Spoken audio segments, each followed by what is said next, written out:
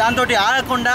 ఈరోజు అక్కడ ఉన్నటువంటి మతోన్మాద శక్తులుగా ఉన్నటువంటి వాళ్ళ సహకారంతో కేంద్రంలో ఉన్నటువంటి బండారు దత్తాత్రేయ, స్మృతి ఇరానీ వాళ్ళ సహకారంతో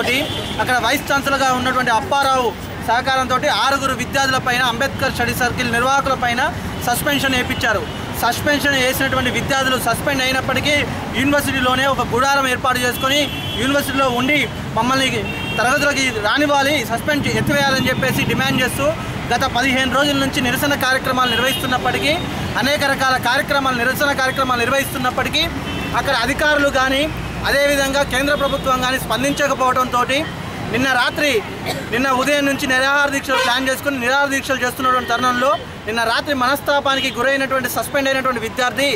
వేముల రోహిత్ అనేటువంటి విద్యార్థి హాస్టల్ క్యాంపస్లో హాస్టల్లో ఉన్నటువంటి ఫ్యాన్కి ఉరేసుకొని ఆత్మహత్య చేసుకున్నటువంటి పరిస్థితి ఉంది. ఆత్మహత్య చేసుకొని 12 గంటలు గడిచినప్పటికీ ఇప్పటి వరకు కూడా ఆ డెడ్ బాడీని తీయకపోవడం, అక్కడ ఉన్నటువంటి వైస్ ఛాన్సలర్ అప్పారావుని సస్పెండ్ చేయకపోవడం చాలా బాధాకరంగా ఎస్ఎఫ్ఐ, ఏఎస్ఎఫ్, పీడిఎస్, వామపక్ష విద్యార్థి సంఘాలు, వామపక్ష పార్టీలు అన్నీ కూడా డిమాండ్ చేస్తూ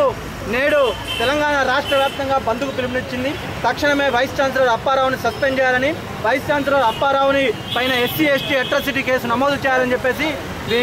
ఈ యొక్క బంద్ సందర్భంగా మనం డిమాండ్ చేస్తూ ఉన్నాం.